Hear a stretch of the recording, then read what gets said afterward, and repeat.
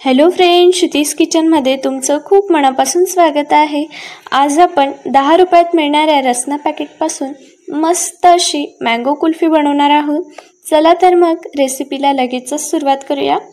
तर त्यासाठी एका भांड्यामध्ये आपल्याला 1 ग्लास पाणी टाकायचं आहे आणि आपल्याला यामध्ये 2 मोठे चमचे साखर ॲड करायची आहे। साखर तुम्ही तुमच्या आवडीनुसार कमीही करू शकता किंवा वाढवूही शकता।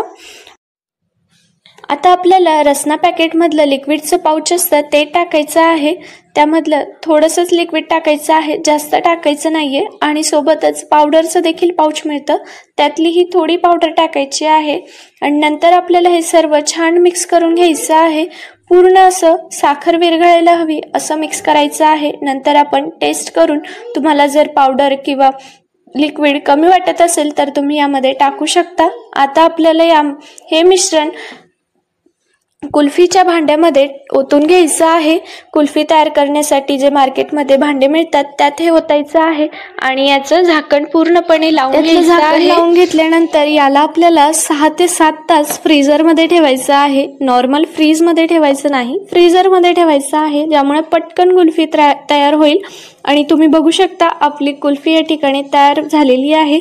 लहान मुलांना देखील खूप आवडते ही कुल्फी आणि आपल्याला पण आवडते, त्यामुळे पटकन ट्राय करा।